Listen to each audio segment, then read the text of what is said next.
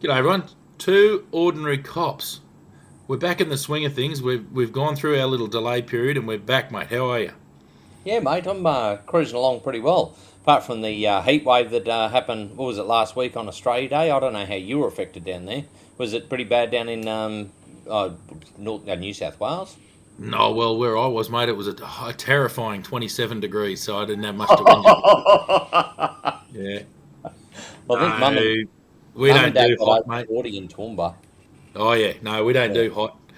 It's we watch other people do hot. We don't do it. So no, it's been all right. I'm in Bateman's Bay currently down here for some four-wheel drive training. um, which is good. It's a good crew, local area land council down here. So yeah, we're getting them across the line with some four-wheel drive. So tomorrow we're out and about. So yeah, all's well. We're back to normal, kind of. EMA's on the mend. Yeah. It's all, 2026, you can only improve. No, it's all good. Yeah, Yeah, well, no, that's pretty good. And we were actually recording a little bit earlier, so we managed to find a bit of time, which yeah. is No, we did. unusual. But yeah, a different. So once again, mate, back to our Q and A's. We've got heaps of messages, which is what we want. Keep them flowing. We read them all. So Yeah, get them all through. Hit us with some questions that we'd like to go on with. We picked out a couple of corkers that are really relevant.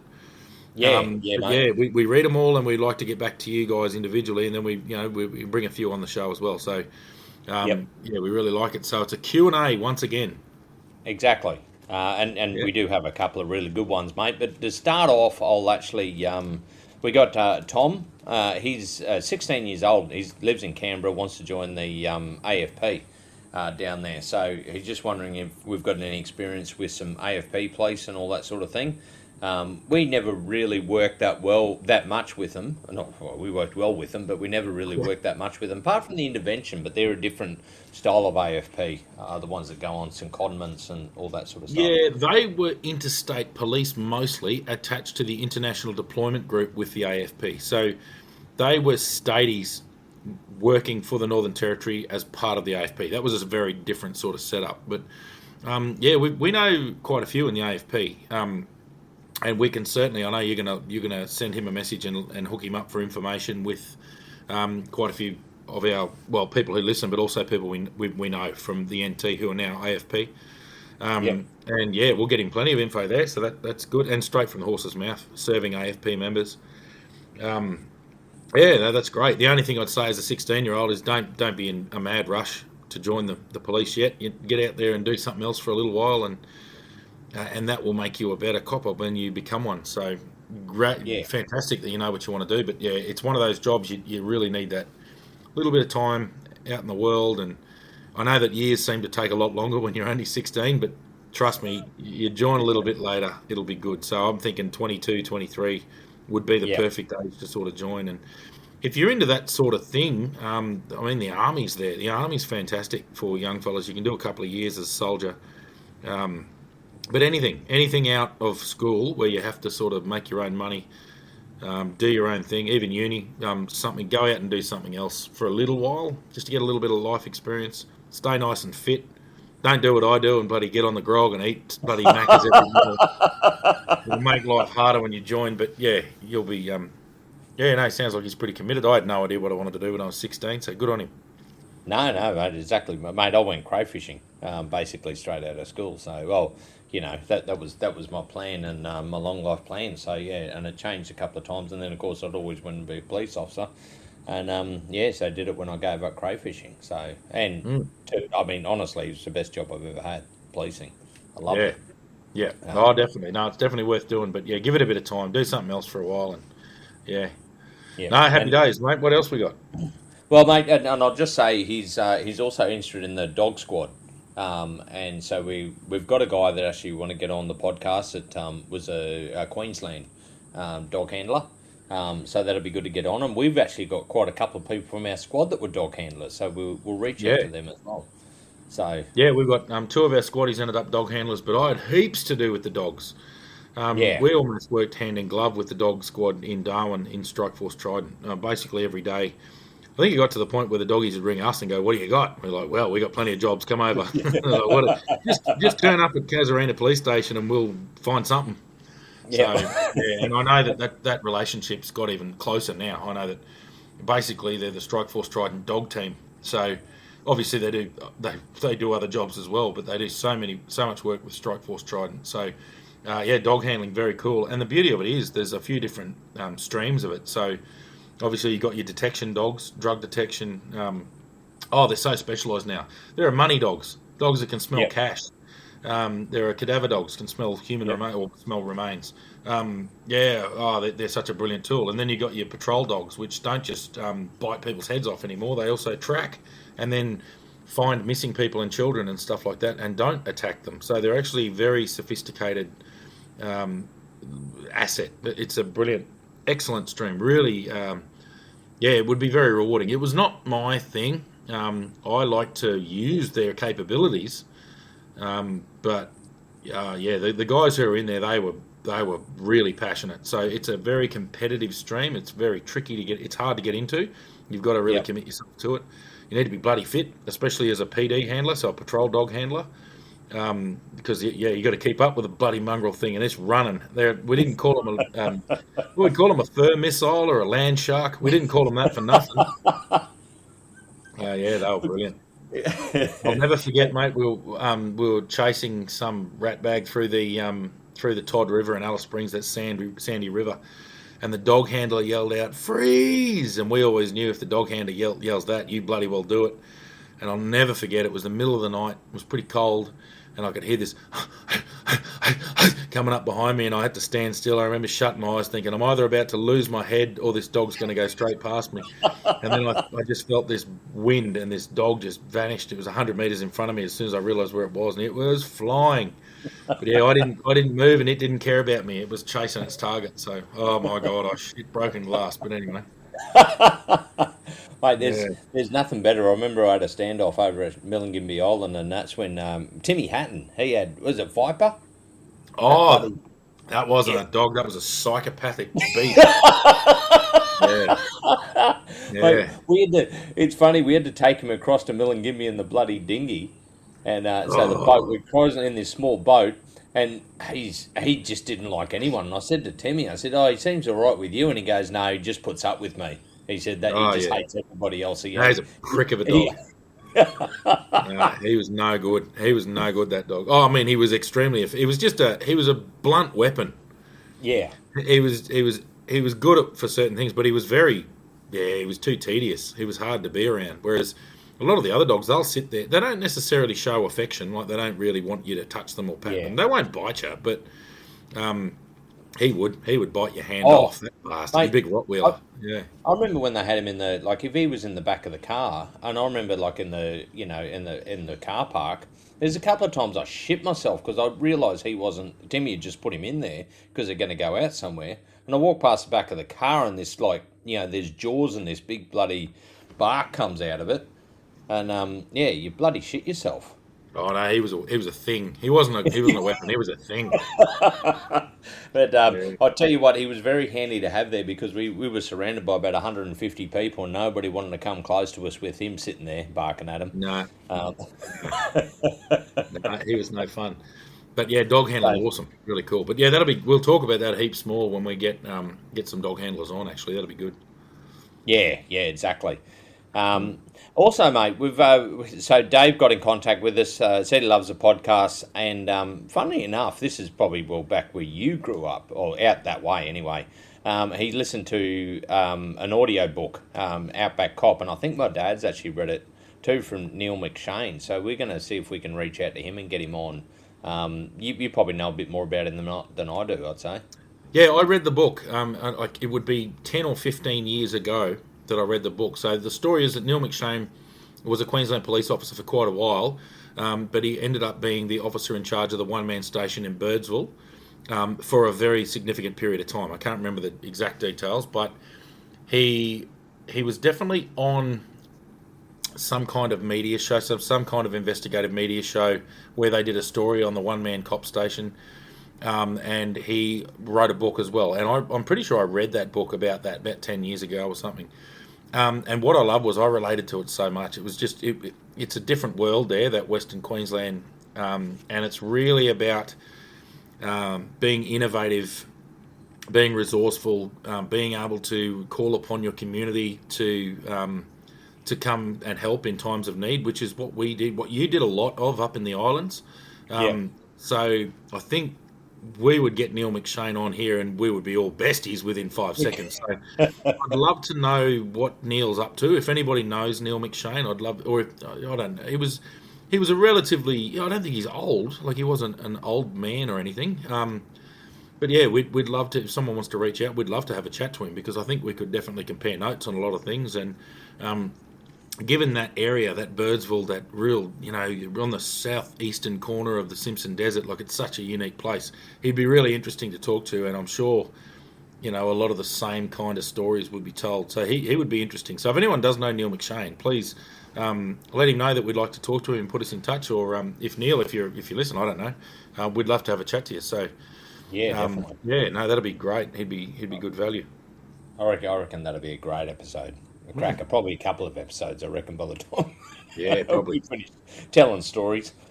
So I think he retired. He retired from Birdsville.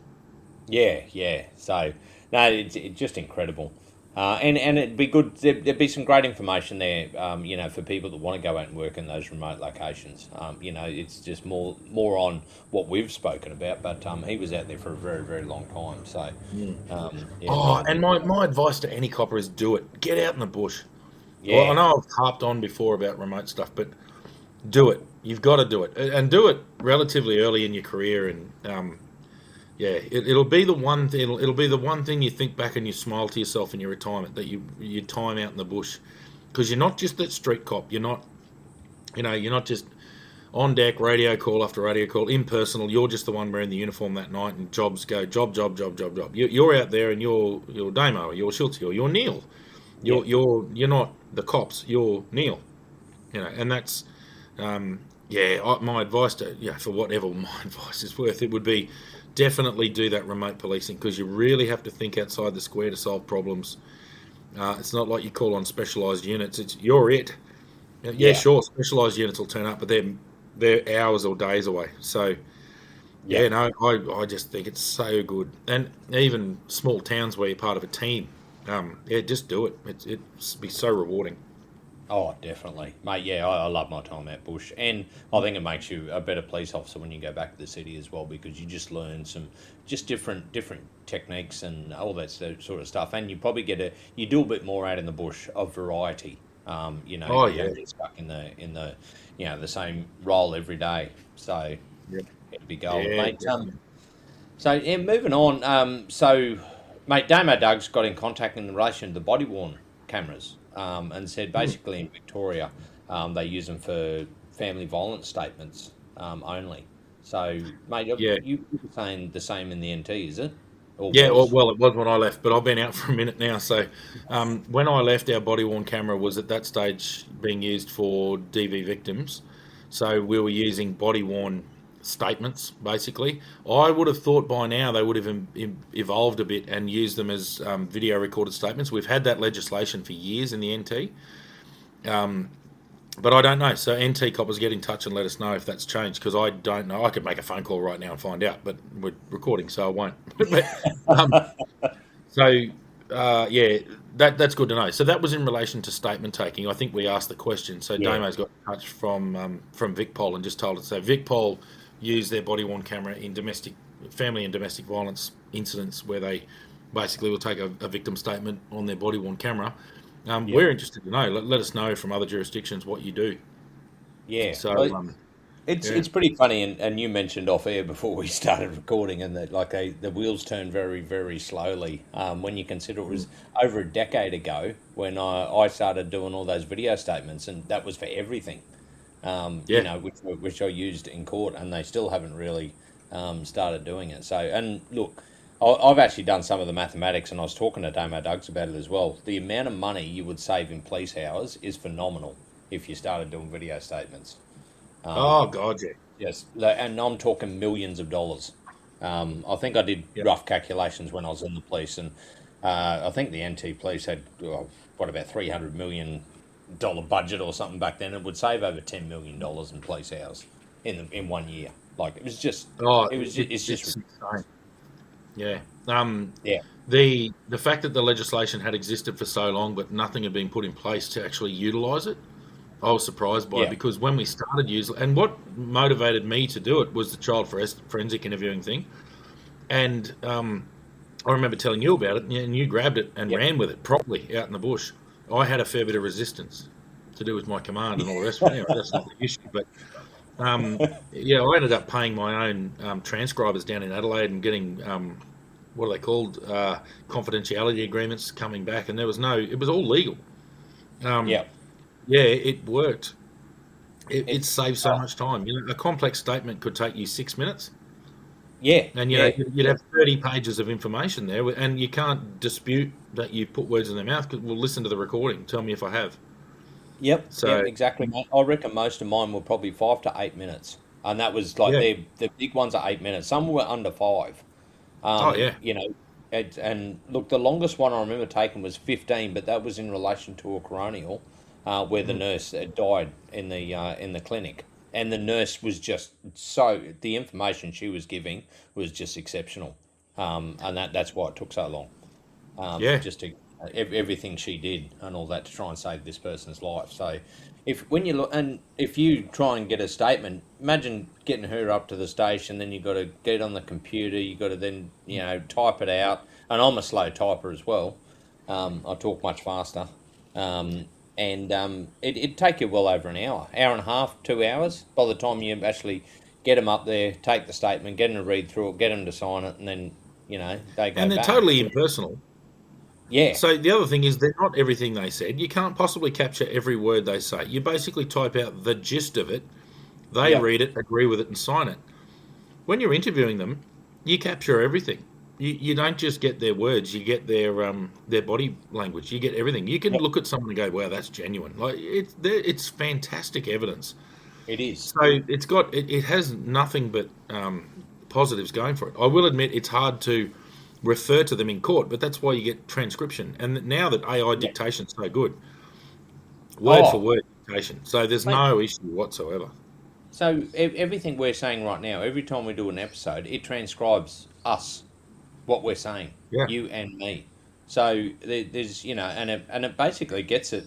I mean, apart from a couple of words, they're all perfect. yeah.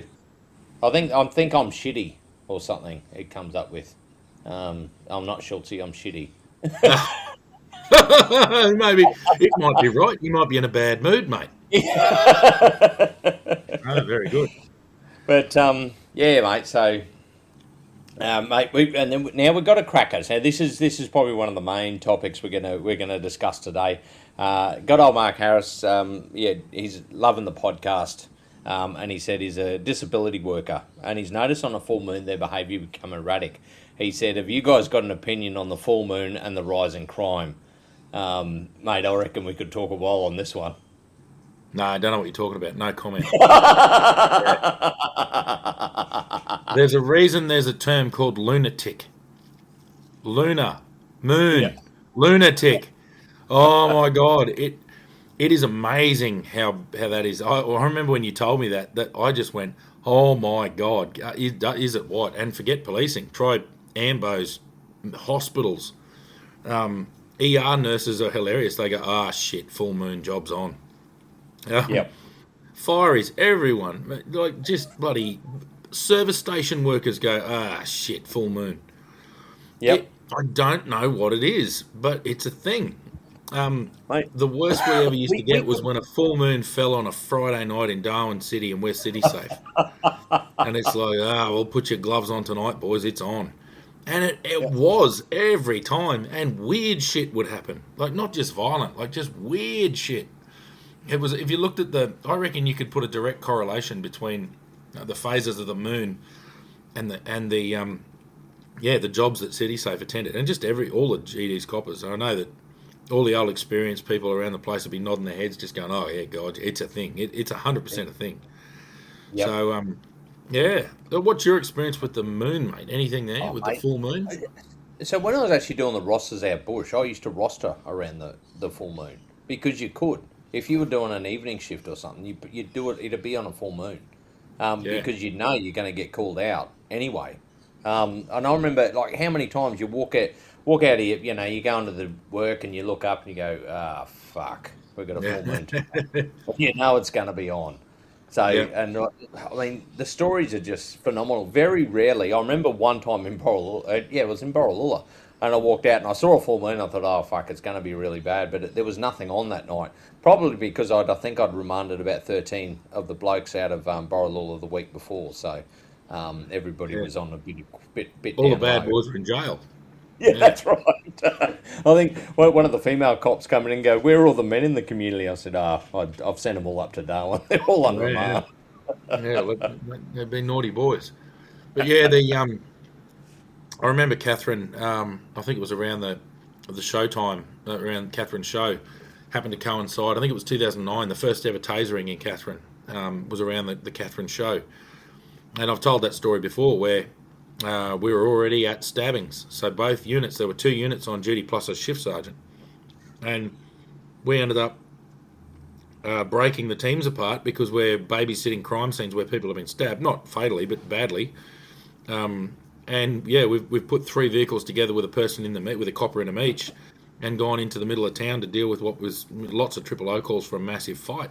And we get into the main street of town. It looked like a 15th century bloody war zone. It was just bodies flailing everywhere. And yeah, sure enough, full moon. And don't get me wrong, a dangerous cocktail of ringers from out in the bush. You know, you got your Aboriginal fellas in town. You got everyone on the piss. Bundaberg rum made a fortune that night, and yeah, we're dealing with all that. So it was a hell of a show. No, we used to have some. I remember some. Catherine. Catherine. If it coincided, like you said, on a Friday night, I remember some nights there. You come out and the bloody nightclub, opens its doors to let everybody out about 2 a.m. And I remember time like the whole street. You've got hundreds of people just fighting down the street. And I remember we used to park across from it, and we'd have a party pack in each hand, and you'd be hosing hundreds of people with party packs because they're all fighting. Oh It yeah, just used to go absolute nuts. yeah. No, it So was a thing. It's definitely a thing that there's. Yeah, on this one, we'd love to hear from some medical folk because I guarantee that yeah, it's a thing within the hospitals. I know that talking to my cousin Kate, she's an ED consultant, an ER consultant, so emergency consultant, and she has worked in Darwin, she's worked in Canberra, now she's in Toowoomba, and she has seen it all. And yeah, she definitely would talk about the moon, I reckon. oh, definitely, yeah, yeah. Yeah. So, mate, in reply, it's definitely a thing. Yeah, So, and, yeah. like It's you just, yeah, and I imagine like there'd be cops that of thousands upon thousands of stories where they've gone out in a full moon. It's just, and like you said, it's not always violent. It can just be weird. just weird Um, shit. Yeah, yeah. humans are fascinating. They really are. Human beings are just fascinating. Yep, they sure are, mate. They are just fascinating. Oh, mate, my Um, favourite subject. um, Yeah, yeah, so I actually just thinking about it. I mean, one of my best studies is human nature, isn't it? Really, I mean, you do it all the time in the police. But mate, I was also going to mention the weather. The weather can really play a big part. Like the build up in Catherine. You remember what that was like? yeah, yeah. It's proper silly season. So I think what happens is a lot of the people we deal with don't live.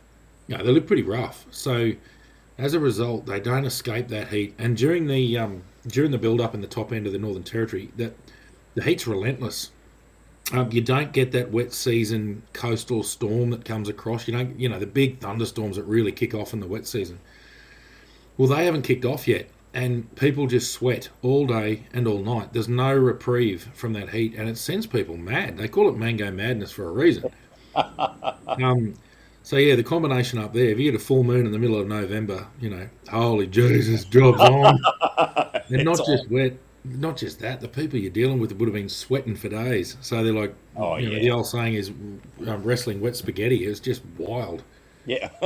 Yeah, people just go nuts. But it's weird how people react very irrationally. You'll turn up, but admittedly you're still sweating, but you get out of your air conditioned car and then start sweating again Yep. and walk over to them, and people are quite irrational. And especially on nights where the old full moon's out, the lunatics are out, and jobs on. So yeah, mate, no, definitely weather. So yes, the full moon. To short answer, absolutely. Yeah. Yeah, Well, and like then you used to get the first rain and you get a bit of a reprieve for a little bit, and then yeah. but the problem is if the rain kept going too long, people spent too long indoors together, and it used to start off again. The domestics would kick off. Oh yeah, no, just cycles, the circle of life. Yeah. Yeah, so, but mate, I reckon we'll move on Mm. from that because we've got another probably good topic to talk about, and I think both of you can, oh well, you both of us can actually add a little bit, especially into this one. So Mark got in contact with us. He's a copper up in the Northern Territory, and he said he just like coppers that dealt with crocodile attacks. Mm. Like any good stories and all that sort of thing. Now, I don't think I had to when I was out at Croker Island. We had a croc attack out at Black Point. I think we had to go over in the boat, and luckily, I think at the time. The commander, Jeanette Kerr, was there, and but Tony Henrys was also out there because he was going to do the swap over. And so we actually, jumped in a boat and actually went out. This guy got bitten on the head. He was still alright. We had to fly people in, to get him medevaced out and all that sort of thing. So he survived. So it wasn't a overly big croc, but yeah, that's one we had Black Point. So that's right up on the tip, or just round probably to the east, from the tip of Northern Territory. Yeah, yeah. Yeah. And I mean, we didn't have a real lot to do with that. We just, just a standard investigation, but it was all pretty straightforward. He Pretty just well got, medical. Yeah. yeah, that's Yeah. right. So, how about you, mate? Nothing. No, never. I've seen plenty of crocs. Yeah, That's about it. No, I never had anything to do with a croc attack, but I know plenty of blokes who have. yep, Um, and I can't. This is not my experience. I have not been ever involved in a croc attack. However, I had it very well explained to me over beers at the Jabiru um, police station, and I saw something. I don't have it in front of me. There was some kind of podcast that got launched a little bit on Facebook where a fella who was working out of Owen Pelly police station responded to a croc attack where a fella was taken walking over Cahill's crossing, which is the highest concentration of crocodiles in the southern hemisphere. it There's is. just be there. Um, anyway, they're walking through waist deep water, and the person at the end got taken, and there were two women at the front and a man at the back, and the man got taken by a crocodile. But the women didn't even hear it happen. Um, but what Shorty also came up to me. He's the bloke who mentioned it. I'll just say his nickname. He's still in the job. Um, he told me that they went down with the rangers down the East Alligator River, and what they found was a huge, what looked like an oil slick on top of the water. So it's that rainbow colour, like oil in water. Put petrol in water, you'll see what I mean. Or diesel's probably better. Going down the river, they see that and they go, right, we're in the right place. So basically, you find the crocodile that's territory um, is where that slick, that oil slick is, and you'll find your croc that's actually attacked the person. So the standard procedure was basically they'd shoot the croc and then take the croc and cut it open and recover the human remains. Now, I've had it told to me by the Jabiru guys not long after something like this had happened at the Jabiru police station having beers out the back while we were out on one of our runs, and all of them were they were affected by it. They said there is nothing quite like that. It's this is a bit rough, but it's a half digested human body that they're Yeah, pulling out of a crocodile, and it's also not in one piece. So I know that a lot of people involved with croc attacks really struggled a bit with them because they're terrible. They're not good. And the trouble with the crocodile, they're a perfect bloody ambush predator. So you won't even know they're there, and next minute you're gone, and you're never going to overpower a crocodile. yeah, They are just extreme predators. So yeah, no, I've never had anything to do with a croc attack. Not even on the back end of a job or anything. All my my really heavy coronial stuff was down in Alice Springs. I did coronial stuff up north, but never to do with a croc attack, which is yeah. kind of It's kind of weird. It would have sort of completed the circle of the territory experience because, I mean, that's a very Northern Territory, very North Queensland or Northern Western Australian experience. No one else would deal with that. So, Yeah, I know there's a lot of shark attacks down south, but the crocs, yeah, they're very sneaky. yeah, they are. Yeah, I mean they're perfect predators, aren't they? Really. And look, you're talking about Cahill's Crossing. I mean, anybody just research Cahill's Crossing. Cahill's Crossing. It's actually on the back of our image. That is Well, that is. that's our picture. That's It our is. little cartoon. That's us going over Cahills. Yeah, yeah, But that's you'll right. notice there's no water over the road at the time. And No. I know you don't get a sense of speed, but me and Schultz are doing 200 kilometres an hour over that bridge because we're terrified of crocs. And look, any given day, you can see probably, what, 30, 40 crocs just around there. Oh yeah, if you pull up on, There's some. on that crossing, because quite often the water can be a metre below the approaches there, where you're at a low tide and there's no change, or in the dry season when it's low. Yeah, there's crocs bloody everywhere. Yeah. Even standing in the middle of that road when it's dry and there's no water anywhere near it, you still go, I don't like being here. I'm out. That's right. Uh, but yeah, when the water's up and over, which it does in the wet season, well, in the wet season it cuts, but Yep. either side of the wet season, that water comes up and it's tidal. You can cross it in Yep. between the tide changes, and at low tide you can cross it, but at high tide you can't. No, no, that's And right. the trouble is, it pumps one way, then it pumps the other, so it flows both ways. Yeah, yeah. Yeah, And like basically a couple of times I've got to it, and if you get it to at the wrong time, you got to wait basically 6 hours before you get a chance to cross it again. yeah. You got to wait for the tidal to fish. And one I did actually. Oh yeah, there was a whole lot of people not going over, and I did it in the police Land Cruiser once, and probably look, well, the bosses, they can do whatever they want now. But it was definitely above the headlights of the Land Cruiser, and it was Oh, and no, it was bugger that, phenomenal. mate. You can keep that rubbish. That's no. But I mean, and look, this is for people. It's flooded. Forget it. I've been doing this a very very long time, and I've driven that probably hundreds of times. I've gone across it. So, Yeah, oh and mate, it's not flooded. That's normal. It's a no, it's a that's water right. crossing. Yeah, It's not a flooded causeway. It's a water crossing. That's just yeah, how it is. It's and There are lots of water crossings on those roads. They are permanently water over the road. That's just how they are. yeah, that's right. Yeah, Mm, and look, and it's more about the flow, mm. and all that sort of stuff you got to watch out for. So I mean, I mean, people with our sort of experience, and there's people a lot more experienced than us. But yeah, don't try it if you've got no experience in it. It's Well, I've got a bit of experience, and I don't like it anymore. I wouldn't do it. I'm just not into it. I'm not into drowning.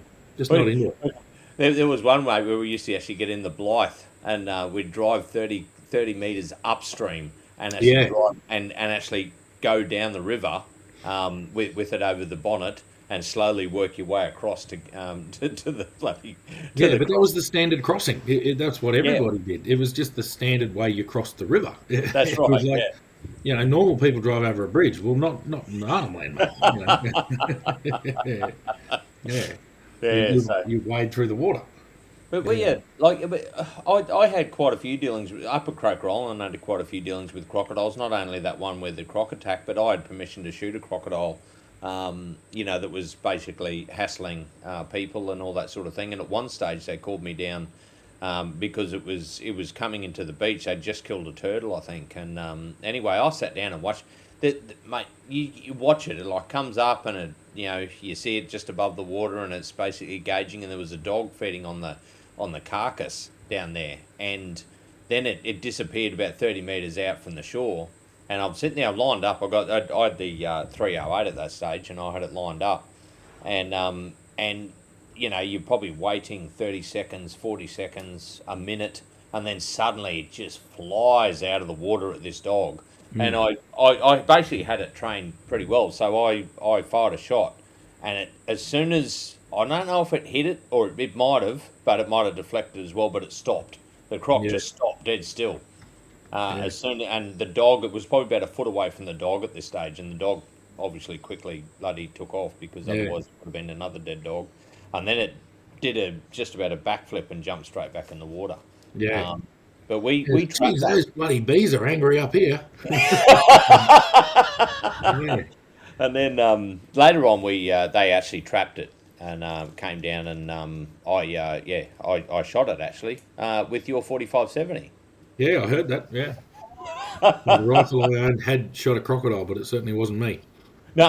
Yeah, yeah, So yeah, I mean, that's just one of them. And then I was with the Rangers down in Borroloola when we shot another one, um, because yeah, it was obviously just causing too much dramas, too yeah. much danger. So, and I think if they get to a certain size, they don't relocate them, do they? I'm not sure, mate. I don't know much about them. I just know what they look like, and I know to stay away. Snapping handbags are not my friend. Yeah, no. I like to say I like to talk about things I know about. When I know nothing, I say nothing. Yeah. Yeah, Yeah, I think there was something about. And look, for Parks and Wildlife, get in contact with us.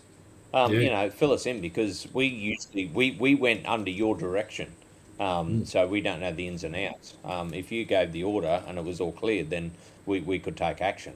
yeah, Otherwise, it's illegal to shoot crocodiles and all that, so on and so mm, forth. So yeah, yeah, get in contact with us and let us know some of the ins and outs and all that yeah, sort of thing, like some of the hoops you have to jump through, because I think that people are generally interested in that. yeah. Um, yeah, It's a so very, very territory thing, crocodiles. So, yeah, yeah. yeah, Well, exactly. And well, mate, before we go on though, however, mm, I do believe I think the Owen Pelly Celsius had a crocodile in it before. yeah, I think it has. I've seen that picture. Yep, Yeah, one yeah, got locked up. yeah. Locked up a croc. That's great. Love it. Very, very good. You'd put that picture up in your police club, wouldn't you? That's bloody excellent. Yeah, One in custody. Just watch him. yeah. He's cranky. Yeah, I Yes. don't know what you'd feed it, but Yeah. Well, it'd be a bloody good deterrent. So, righto, listen, you fellas, if you want to play up in the cells, you're going with the croc. Oh, shit, will be good. yeah. Yeah. Yeah. Oh Uh, dear. So, yeah, mate. I'd say you've had nothing, no other involvements with Crocs. no, nothing. Nothing official. No. I've no, just seen him. Yeah, Just seen him in the water. That's all. When you're in the territory, you see him, and that's it. No, I've had absolutely no official dealings with crocodiles whatsoever. So yeah, and I mean, I've worked in plenty of areas but where what you've we'll got we'll try and potential. do. Yeah, yeah. But we'll try and see if we can get a couple of the coppers. Because I think actually there's a couple of them probably listen to this. Get in contact with us Mm, yeah, tell your story because we'd yeah. happily share it. Oh yeah, no, we'd love to interview So, someone about a croc. Yeah, that'll be the go. Yeah. oh, definitely. Mm. Yeah. So, mate, have you got anything else going on? No, not really, mate. Training, and that's about it. So we might call it. We'll yeah, a couple of stories, just a bit of a Q and A. We've got interviews lined up coming up in the next few weeks. Yep. And yeah, we've got a few in the pipeline, so that's what we want. People have been asking about Kath and Susie, and they're just getting a little bit of advice at the moment. But we intend to do a wrap up with those guys because we've left it a little bit unfinished, and that's just the way it is. Yep. That's the nature of police work. So we hope that they'll be back at some stage, not in the not too distant future. But yeah, we've got plenty of other interviews lined up, and keep those questions coming because we love it. You know, if you want to hear about something, we might have good stories about it. Unfortunately, I've got nothing to say about crooks. Crocs. I don't like them. I need to say about crooks. I don't have much to say about crocs. Yeah, Uh, yeah, well, yeah, it probably would have finished up nicely for you. Well, not so nicely for the person taken, but if you have to do a coronial in relation to a crocodile. yeah. But No, there was definitely a few in our time while we are up there. I oh yeah. remember them, but yeah, we just never had any dealings with it. So No, I just uh, said I was never part of the crew. So yeah, yeah, yeah. So oh well, mate, I reckon that'll finish us up for the for this week's episode. that'll wrap us up, mate. Yeah, but no, stay in tune, get in touch, and we'll talk to you next week. Yeah, that's right. And also, just one thing I noticed: cartonable offences, they haven't gone away; Oh they're still no. going on. So, yep. And mate, I believe I've been told by Big Camo source I owe one because I did fuck up that he was. Said he's corrections. He's not corrections. So yeah, that was my mistake, and I will pay a carton for that. That is duly noted. And also, mate, I believe you owe a carton as well. There's a couple of people that said that because you missed an episode. I missed an episode. I had pretty good reason to miss it, but you don't win. You just pay the carton. So I'll pay that. We'll get some good funny stories about cartons in the future. And keep them coming in. If you've got a good story about a carton of the week, let us know. And none of this bloody cake, none of this cake crap. We're talking carton of beer. Eat Yeah, cake and you'll get fat. You don't want to do that. yeah, we Bloody only deal cake. with cartons. That's it. So, Yep. Righto, so we'll call it all the best. yep, we'll see you next week.